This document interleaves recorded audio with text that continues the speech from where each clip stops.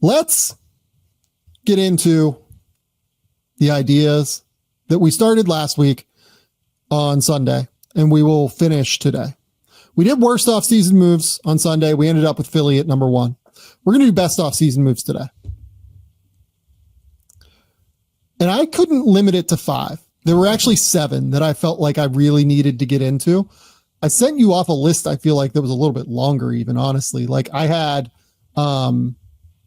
like the Clippers shoring up their defense with like Chris Dunn and Derek Jones Jr. Like that's been a big one. I had the Spurs getting a 2030 pick swap and a 2031 first for like the number 8 pick in a bad draft. I thought that was really good. And that continues to look even better. Like there were a bunch of stuff that I had, like a bunch of things that I had on here that I ended up not even putting on the top like 7 things. Yeah, as I looked through just like the offseason moves, the Clippers one was one I definitely wanted to at least mention as like honorable mention or whatever. And then I kind of like Taurean Prince on a vet min for the Bucks is like a great pickup for them with the way he shot the ball. We kind of mentioned this with the Sixers. They actually did well on the margins, even though they didn't do well with the top of the roster with Yabusele and the draft and all of that. So just a few of those that I wanted to mention before we got into the top 7. Don't need to spend a lot of time on it, but the Clippers was the big one. After losing, I guess if you're going to criticize the Sixers for bringing in Paul George, I don't know if you give the Clippers love for not bringing back Paul George, but the moves they made on the margins to be this good defensively, I think should at least be noted. And again, at the top here, we will note, to me, at least the way I define this, the Karl Anthony Towns move was in season. It happened after training camp started. I think that there had been a couple preseason games played as well at that point. So that's like in season to me. So like, if we don't mention the Knicks here, we will mention the Knicks in another respect. But like when we don't talk about the Cat move, just know that to me, that's an in-season move here. We mentioned that at the end of the last episode. We will mention it here as well. Okay. At number 7, I put Brooklyn getting 5 first-round picks plus 1 pick swap for Mikal Bridges. So to me, this is a positive for Brooklyn more than it is like a negative. We couldn't put Mikal on the negatives really for the Knicks, just because at the end of the day, like this team is drastically better. They're going to be a 50-win team. They've been incredibly fun this year. They've been one of, for 85% of the season, one of the 5 best teams in the league. I can't really like kill it for the Knicks side, especially because it got Jalen Brunson to sign like a very drastically below market deal to stay with the Knicks. But for Brooklyn, I think we can look at this and just be like, they did better than anybody should for a guy that is like a top 50 player in the league in Mikal Bridges. They got the Knicks 2025, 2027, 2029, and 2031 first round picks. They got a 2025 first from Milwaukee, and they got a 2028 swap with the Knicks for Mikal Bridges. That's a fantastic deal, however you slice it. Like, we can remove the Knicks and whether or not they should have done it. From Brooklyn's perspective, undeniably, this is a home run. Yeah, I mean, especially when they were going into the rebuild and all of that, like to get this type of return from, like, what would Mikal Bridges be doing for you on this Nets team this season whenever they needed to finally really tear it down? So I agree with you. I think, when it happened, we thought it was a pretty good haul. We thought it was a lot. I know some people pushed back and said like, hey, those Knicks, this is where like first round picks not being created equal is very important. We actually got into that on, a recent episode where we're talking about, Ace Bailey and VJ Edgecombe in terms of knowing that you have the number 3 pick in this draft is way different than a 2027 first that could land anywhere and you have no idea what that draft is going to look like in general. So there is still that perspective, but 5 first round picks, a second round, a pick swap, all of that for Mikal Bridges, who, yeah, I mean, he's been good, 18 points on 50, 35, 80, but I think we both would say, not defensively what he was at one point in his career anyway. I think this is a really good return. I think this is one of those deals that I have to remind myself, I can't use this as the bar. right? Like every time a Mikal Bridges level player comes up in terms of being able to be traded, I can't go to this trade and say, hey, this is what the return should be, because this just seems like it's been way too much and it's an outlier. It shouldn't kind of set the standard or whatever. Right. And you look at what these picks are actually going to be, right? I think that we both assume at the very least that the 2027 pick's going to be totally fine. Like that's a safe pick for the Knicks to give up. They have Jalen Brunson, they have Cat, like they're going to be totally fine. Those guys are in their late 20s, not like they're in their early 30s already or something like that. Absolutely right.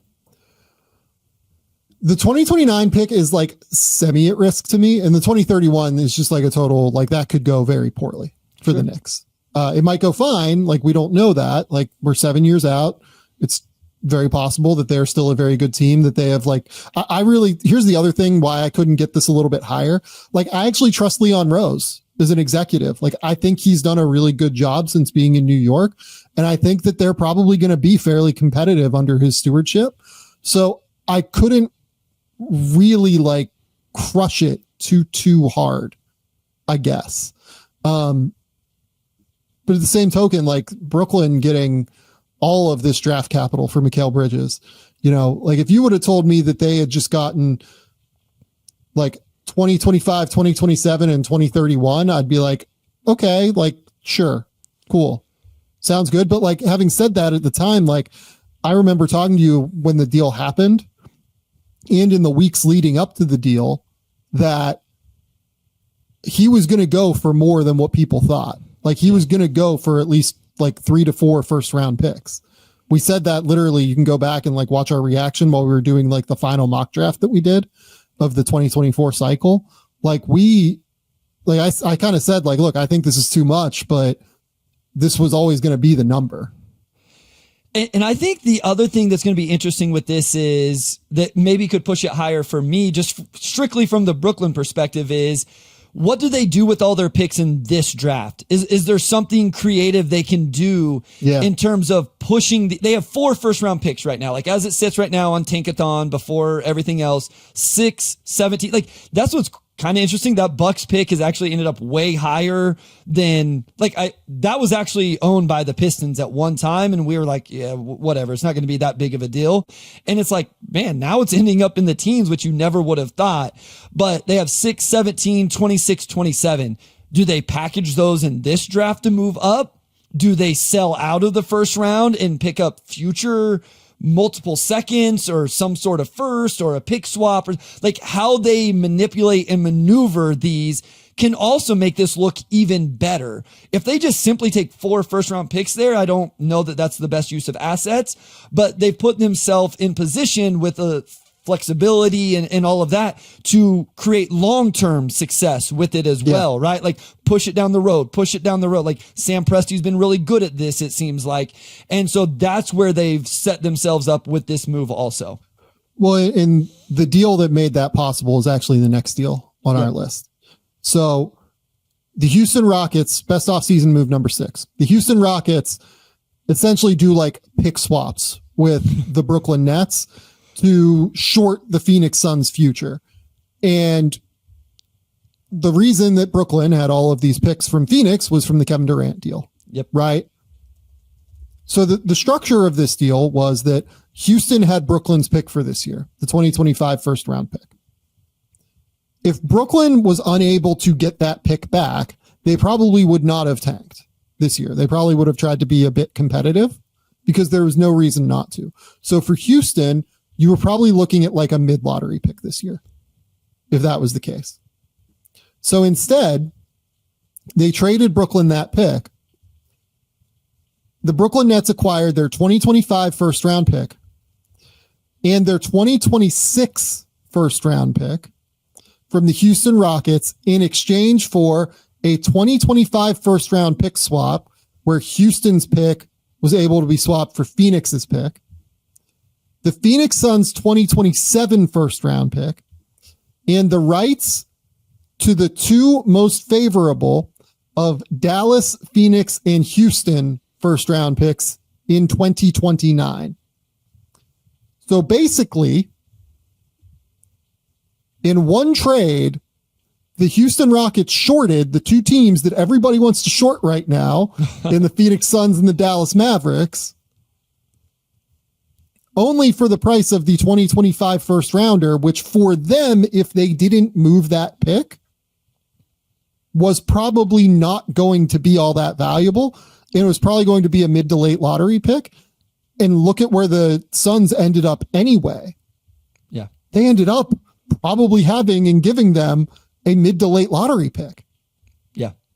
No, this is like, from a process perspective, this might be the best deal on the list, like point blank.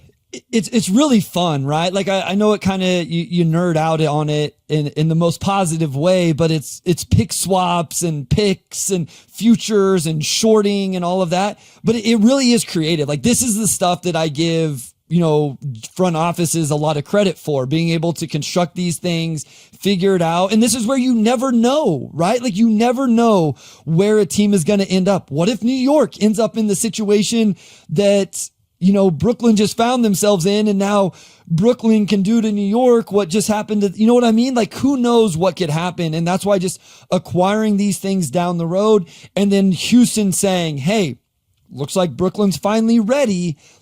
Who can we short, right? Like you didn't just it was a very strategic. Now, does it not pay off? Who knows? Because I don't think like Ishbia is going to pay whatever he can, but this is where the new CBA comes in as well, right? You can't just pay your way. Eventually, like that becomes a hindrance.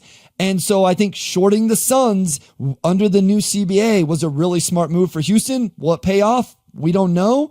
But already this year, I mean, that pick is already going to be. Do you think the pick Houston gets this year is better than what they would have got otherwise, right? Like we agree with that. About the same. I think it's about the same. Because we think if Brooklyn wasn't able to do all of this, they would have kept Bridges, they would have tried to win, and they would be been like right around the play-in picture. So, like, yeah. So essentially they ended up with the same pick this season, we think. Yes. With the shorting of those teams in the future. Yes. It's absolutely brilliant. Like it's such smart work from them. Rafael Stone, everybody there who was involved, like should just take a bow. Not only did you short like multiple Phoenix picks, but you shorted a Dallas pick too, which like worked out way better than anybody expected at the time. And like, I'm sure even better than what they expected at the time. But now they have, I don't know. They have in 2029, they have both Dallas and Phoenix's first round pick. With all due respect, I don't know how much credit we can give them for knowing that Luka Doncic was going to that Dallas was going to decide to shorten. They were going to shorten their championship window. Even if Anthony Davis ends up being awesome, I don't know that we could have predicted that Dallas was going to try to shorten that window by trading a 25-year-old for a 31-year-old. Totally crazy. Great work. Number 5, Deni Avdija gets traded on draft night to the Portland Trailblazers for Malcolm Brogdon and 2 first-round picks, one of which ended up being Bub Carrington. Let's ask this question right now. Okay. Would you rather have Deni Avdija or Mikal Bridges? I don't think this is all that hard. You would go Deni? I don't even think it's close. Given the contract value, I don't think it's okay. in the ballpark. Yeah. Deni has a 4-year. Deni has 3 years left at like $40 million. Mikal is going to have to get paid like substantially. Like Mikal's going to sign an extension this year for probably $30 million alone. Yes. Per season. Sorry. Whenever I was just thinking as players, when you factor in the contract, then 100%, because you're getting 17, 7, and 4 on similar shooting splits, to be quite honest, from Deni on a descending. Sam, this is silly. This is the best contract in the NBA in a couple years, if not already, right? We're going to figure that out. That's coming up. I think next week is when we do best contracts. This man is under 12 million in 27-28. The MLE might be 18 million that year. He's going to be making the room exception that season. I'm genuinely guessing they're going to have to find a way to renegotiate and extend that number up. Like it's a silly deal. Him being at 11.9 million in 2027-28 is just going to be completely crazy. Like you said, Deni is averaging 17.7 rebounds, 4 assists, shooting 48, 37, 77 from the field. The shooting numbers, like he's up the 3-point volume and he's basically kept it right status quo with what it was last year when he took the massive leap. I think just straight up, he's a drastically better player offensively than Mikal Bridges. I will just say that. I think he is a better player. His ability to physically power guys to the basket, to get to the rim and just like bully his way there is insane. Like he is a serious, like transition, semi-transition, like dynamic player. I still probably do trust Mikal to make open catch and shoot threes at a higher level. Defensively, I think they're like, it's not as much. It's not that far. Not as much. I would say I would probably still go Mikal defensively. I think Deni has a little bit more like on ball creation type stuff if you need that from your wing.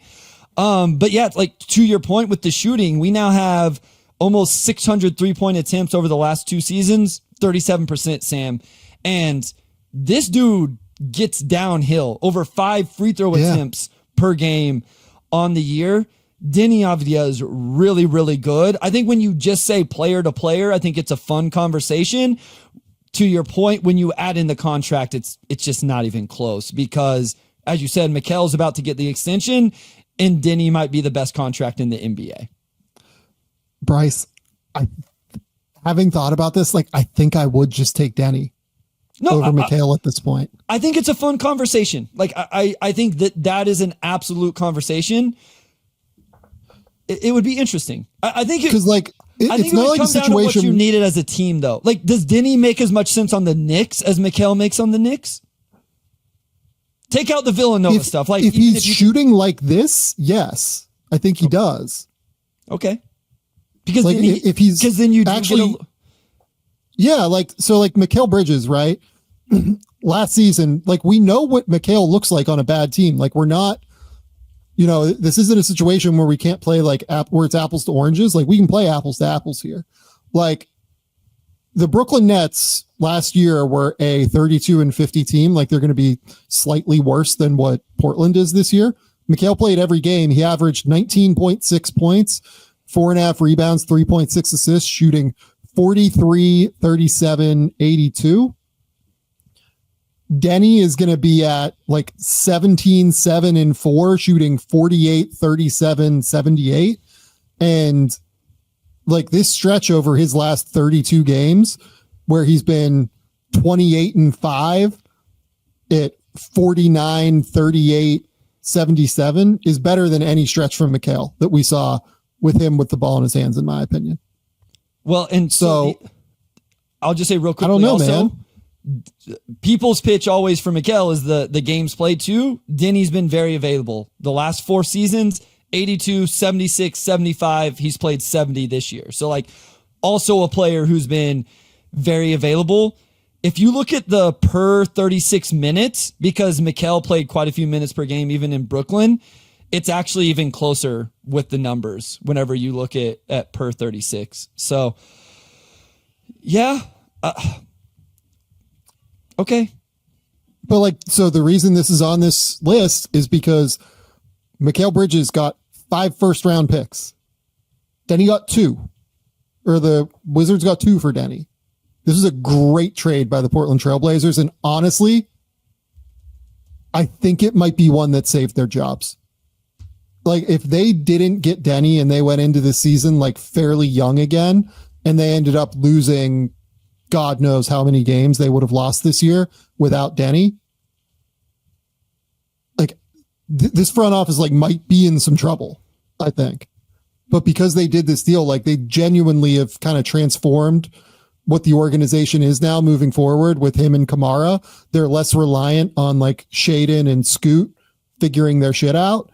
And like those guys might figure their shit out. I still have some faith in both of them. Like I'm not ruling those guys out by any stretch of the imagination here, but we know that Kamara and Deni can be good on winning teams now. No, Like I feel great about that. That's what I was going to say. Think about what that team ended up trading for potentially in their wing room with Tumani Kamara and Deni Avdija. Just to complete the trade, the Wizards got Brogdon, which Carrington, 14th overall pick. The other first round pick is in 2029. It says the second most favorable from Portland. So they must have multiple must have had multiple that year. And then 2 second round picks as well, just to full clarification on the trade. But yeah, it was good when it happened. It's even better now because of how incredible he's been this season in terms of just getting better. Totally agree. Number 4, the Detroit Pistons get shooters with Tobias Harris, Malik Beasley, Tim Hardaway Jr., and they go from Monty Williams to JB Bickerstaff. I almost put the Pistons on here twice. The first one being the shooters, the second one being the upgrade from Monty Williams to JB Bickerstaff. Do you remember the Monty Williams era, Bryce? That was a thing. No. Was it? That was the thing that happened. It's funny when you're in the middle of stuff. I don't know that you always realize how bad it is until you come out of it and see a different perspective. It's honestly what's been great about me doing this, because when I was only doing the Pistons Pulse and Motor City Hoops, I watched other NBA teams, but for the most part, it was just Detroit. And then when they would play those teams, and I didn't get a great perspective of the entire league. So I didn't understand how bad of basketball I was watching. So now that I'm doing this with you and do have to keep track of all 30 teams as best as possible, it gives me that really good perspective. But even in the middle of that 14 win season, I just didn't understand. I would talk about how questionable some of the coaching stuff was and how bad the vibes were and the energy and stuff like that. You just truly don't understand, right? It's like you don't understand how dark it is until you see the sun. That is the Detroit Pistons from last season to this season. I was so much more aggressive than you were on the Monty Williams stuff last year. Like it like drove me out of my mind watching them. Like I would like hate watch them. I mean, seriously, like we did the show last year. You know that we talked about the Pistons. It was your decision, not my decision. Correct. I was the one that was driving it. Like it was me that was hate watching this team. Like, cause I couldn't stop watching the impending car crash of his rotations and like decisions. It was crazy. Like this is truly right. The case against JB Bickerstaff as coach of the year this year is that Monty Williams was the worst coach of all time last year. I actually think that he was it was maybe the worst coaching performance I've seen in the NBA in a long time. It was terrible. He was starting Killian Hayes. No, so here's the thing. That was bad. Watching what JB does this year. Like, do you know how many times I've typed out compliments to JB for simply subbing offense, defense at the end of quarters? That seems, I don't want to say elementary because you don't do that in elementary, but that's high school stuff, right? Like I would be pissed at myself if I missed an opportunity to do that as a high school coach. Monty never did it. He never did it. And so the fact I'm like highlighting that every time JB put Cade back in for the last 12 seconds for an offensive possession or put a SAR in defensively for the last 8 seconds of a defensive possession, I shouldn't be highlighting that. It should be just something that happens every single game. And it wasn't last season. I don't care how many game losing, like the fact they were on a losing streak, it should have been happening even more. You should have been looking for every margin possible to just get a win and end that thing. I've tried to go softly with Monty. He's getting paid a lot of money. I know there was stuff going on in his personal life. And so like, I try to give him a little bit of grace. He should, in my opinion, he should have just never taken the job. Like, correct. But here's the issue. Tom Gores decided to pay him $75 million. Yep. Good for him. Yes. He got his money. And that's the thing. And it just, yes. And shout out for Tom Gores for eating all that money and realizing he made a mistake and getting somebody new in, and it's paid off. Yeah. And the big thing here is like, what were we shouting from the rooftops for, many years? Surround Cade Cunningham with shooters. Give him a chance. Let's see what it is. And the minute you surround him with shooters, very obviously is like a real player, right? I mean, very obviously is an all NBA guy. And the crazy thing is, this is like middle of the NBA at best 3-point shooting. Like they're 15th in percentage, they're 24th in rate. And quite honestly, Sam, not almost always, Cade plays plenty of minutes with 2 non-shooters on the floor still. He starts Asar Thompson and Jalen Duren on the floor with him. The simple fact that Tim Hardaway Jr. and Tobias Harris have gravity, because Tobias isn't exactly shooting lights out. He just has gravity in the corner. Yep. He's at 34%. They get guarded. They get guarded. Hardaway Jr. is going to get guarded. Malik Beasley is having an elite 3-point shooting season in the NBA this year.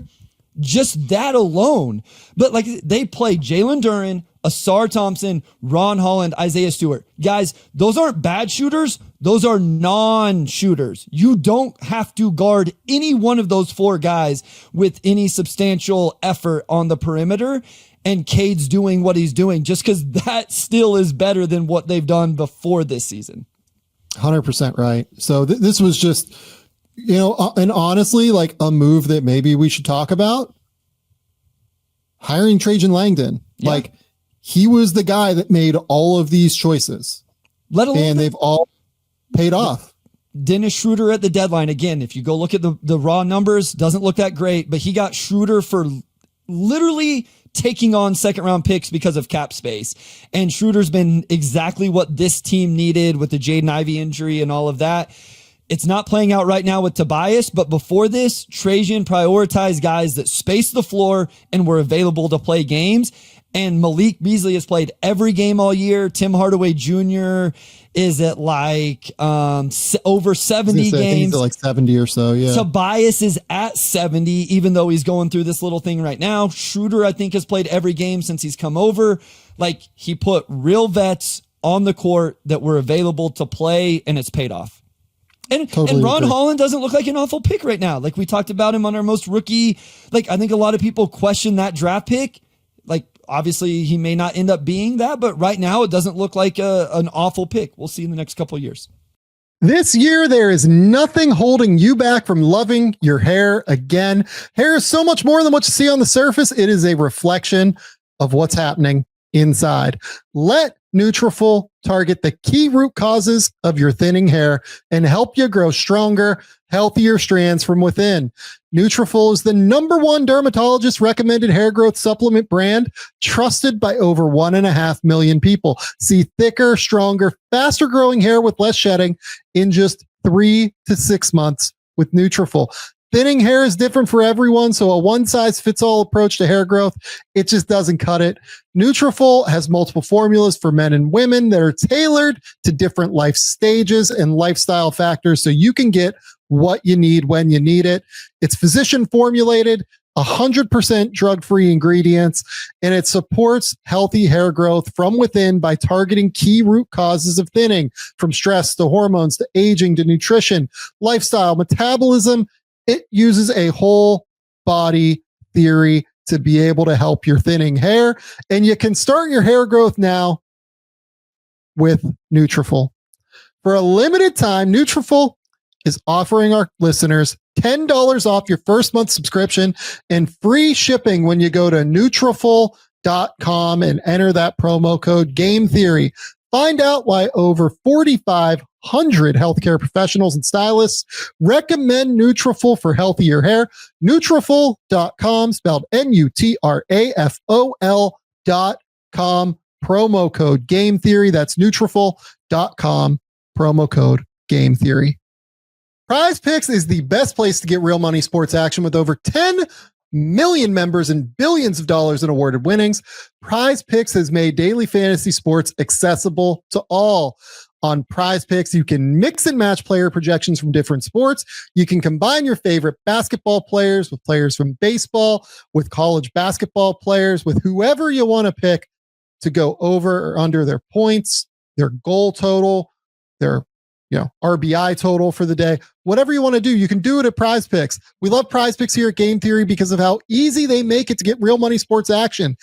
The second half of the basketball season is here. The NBA playoffs are just weeks away, and it's really, really exciting because it gives you ample opportunity to sit down and to get some real money action. on the games. If you think LeBron is going to go crazy here as the Lakers try to get rolling here into the playoff push, if you think Giannis is going to have to go bonkers now with Damian Lillard out of the lineup in order to get the Bucks over the line, you can cook up the hot takes with your friends and you can win real money this basketball season when you and your crew run your game on PrizePicks. Look, we love PrizePicks here. Really important sponsor for us. We adore them. Please go sign up and download that app today. Use the code Game Theory to get $50 instantly after you play your first $5 lineup. Download the app today and use the code Game Theory to get $50 instantly when you play that first $5 lineup. PrizePicks, run your game. Best offseason moves number 3. Oklahoma City signs Isaiah Hartenstein, extends Aaron Wiggins and Isaiah Joe on very team-friendly deals, especially the Wiggins deal. I mean, my God, that's another one that is immediately, like, no question on the best contracts in the NBA list. Yep. Trades for Alex Caruso and creates basically an impossible defense.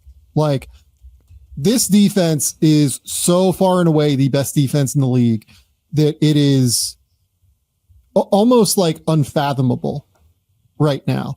They have a 106.9 defensive rating. The second best team has a 109.7 defensive rating in Orlando. And like, Orlando plays a style of basketball that is like setting basketball back like at least 6 years.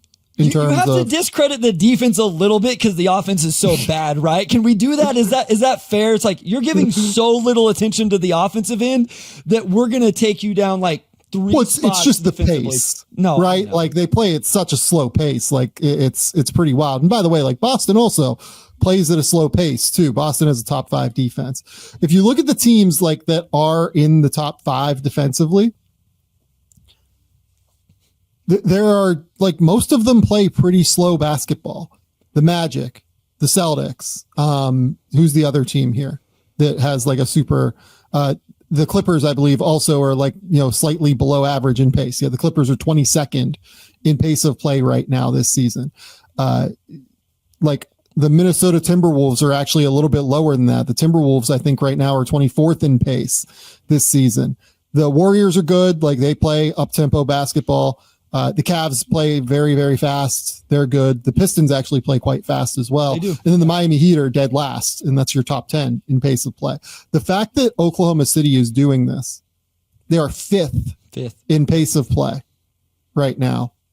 And they are currently 3 points per 100 possessions better than the second best team in the league defensively is batshit crazy. Yeah, I mean, and like we had time missed from, Hartenstein's only played 54, Chet's only played 28, and they were still like, they didn't have a center at one point, like a true center. They were just like figuring it out. The sheer number of options I was thinking about this with Dort today. It's like, do you even go through the process of trying to switch him off your best player? Because, you're going to switch him off and get, Cason Wallace. You're going to switch him off and get J-Dub.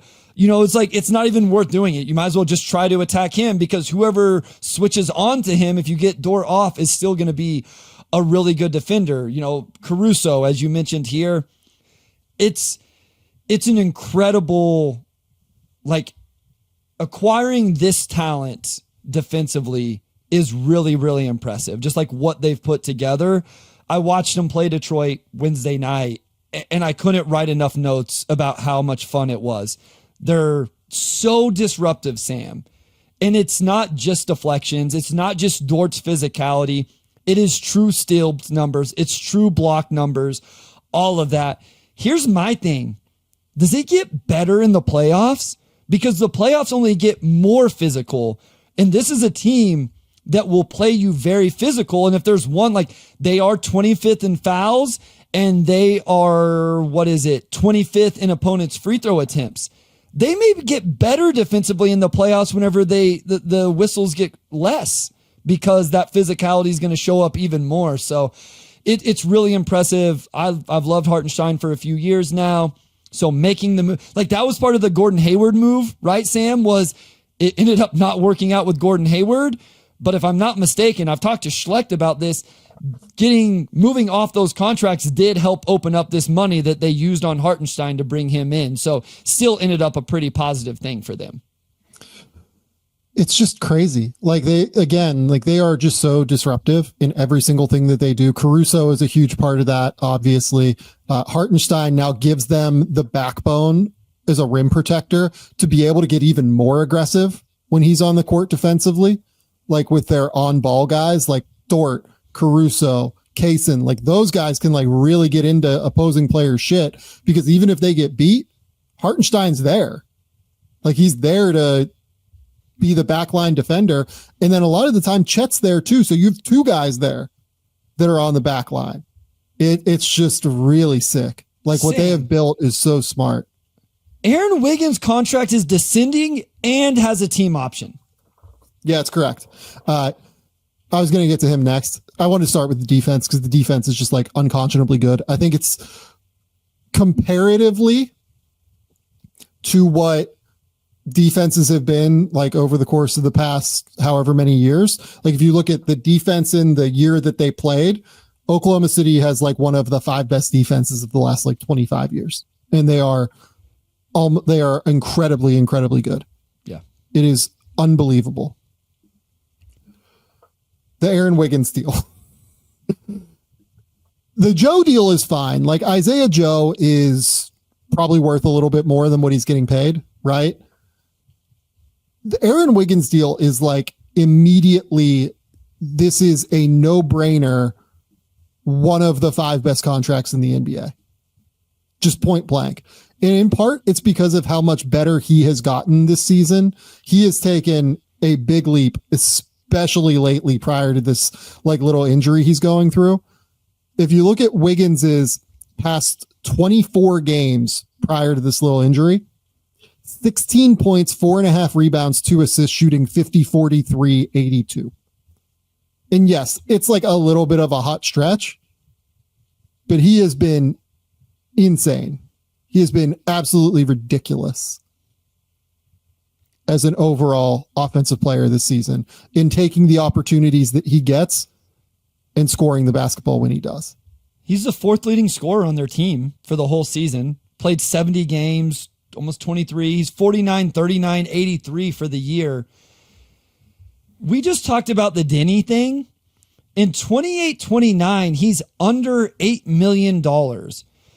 Also, I love looking at the Thunder's cap sheet because it's all red, because every one of these dudes has a team option at the end of their deals. Like Sam Presti is just like club option. Like it's ridiculous. Honestly, the only deal that could potentially age a little bit is Caruso's, but the rest of this stuff it's crazy. And to Aaron Wiggins, he's just been really, really good this year. Like you said, really improved, gotten better, taken advantage of the opportunity, however you want to say it. Really, really impressive season from him. Number 2. Dyson Daniels and 2 first-round picks for Dejounte Murray. It was number 2 on our list on the other side, and it has to be number 2 here. The reason this is ahead of number 3, number 4, and number 5 to me is that in Deni's case, I think Deni is a bit of a better player right now than Dyson Daniels. Sure. But they gave up 2 firsts to get him, right? In the Pistons case, like they just used cap space, right? Like they did a great job. They figured out the best way to utilize their cap space. It's not necessarily a group that's locked in long-term. Correct. Though, like it's short-term deals, smart short-term deals to keep their flexibility open, but nonetheless. Yep. Oklahoma City, like, honestly, I debated them at 2 because, they have Hartenstein for next year, but they're probably not going to be able to keep Hartenstein long-term, just given the way that the finances of their team work and given how good he is. Like next year or the year after is probably their last year of Hartenstein. They do have Wiggins long-term. They do have Joe long-term. They have Caruso long-term now, is what it is. Dyson, though, like Atlanta has him long-term, and they have these 2 first-round picks that are going to be like very, very valuable for them moving forward. And they got those 2 things for a player in Dejounte Murray that, look, I frankly I'm not as high on, I think is the key. Like I didn't love the deal for Atlanta when they traded all the pick capital to the Spurs. And I we talked about it when it happened with the Pelicans. Like, I didn't love this deal at the time for the Pelicans because I just didn't like the fit of Dejounte in New Orleans with Ingram, with Zion, with everybody there. So for Atlanta to move a guy who didn't really fit for a guy that has immediately broken out and who fits perfectly next to Trae Young, plus gets 2 first-round picks, they basically got a better player than the guy they traded, and they got 2 first-round picks to do it. This is a home run, and Dyson is exceptionally young and is a piece of the long-term deal. Yeah, Dyson has been incredible. I've said this multiple times now. The defensive conversation is what it is, right? You know, first team all defense. If you think he's in DPOY conversation, like, again, I'll listen to it. The way his disruption drives offense, the fit in terms of him being able to play off of Trae Young.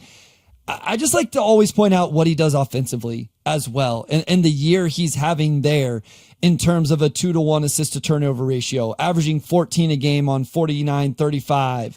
You know, his ability to cut off the ball, his, you know, even like you just look at his corner 3-point shooting, he's at 45% this year. It's just, he's really developed into this perfect, I don't even want to, it's not 3-and-D wing, however you want to describe it, because he's definitely not just a shooter, but like an offensive plus to me. Like I watched him and I'm like, he's going to cut, he's going to get an offensive rebound, he can initiate offense at times, he can definitely attack on a second side. All of that stuff, along with the shooting continuing to grow, like we'll see where that ends up. I've just been really, really impressed with what he's done, not just defensively, but also his growth offensively. And then, as you point out, you get a 2027 that's going to be the least favorable of the Bucks and Pelicans.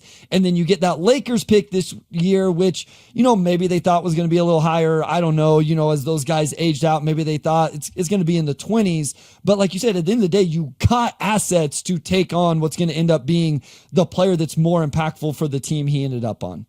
Yeah, it's a home run of a move. Like this is such an important move from Landry Fields. And by the way, Landry Fields and that front office did a great job this past offseason getting Ricochet. I almost put Ricochet on here as a piece of their offseason as well. They just completely changed the identity of their team in such a real way where they were able to go out and get these long athletic wings to replace like DeJounte Murray. And like they could have taken Donovan Clingan or somebody at number 1, right? Instead, they go and get like a long athletic wing in Zach Ricochet.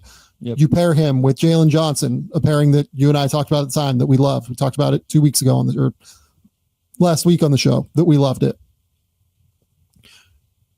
I just think that they've done such a good job of building this team around Trae, and they've set themselves up for the future to where, like, if they want to move off of Trae, you can go find another primary playmaker, and that's right. It might not be as good as Trae, but maybe it's, you know, maybe you go out and find an even better one. I don't know, but like having long, athletic, defensive minded wings who can shoot, who can play make, who can do all these different things just gives you so much more flexibility long term.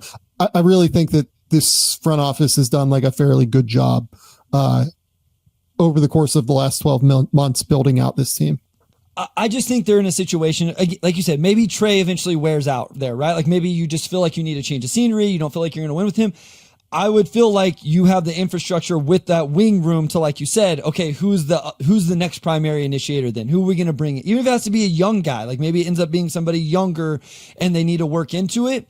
But okay, well, Jalen and Zach and Dyson can do some of the on-ball stuff while that person develops or whatever. I just think you have a really good position for whoever that primary initiator is, whether it's Trae or ends up being somebody else. Yep. Number 1, the Cleveland Cavaliers hiring Kenny Atkinson. Just has completely revolutionized their offense. There's not another way to put it. Like, it has completely changed everything that they do on that end of the court. Under JB, like, they played a style that just was not, you know, particularly up tempo.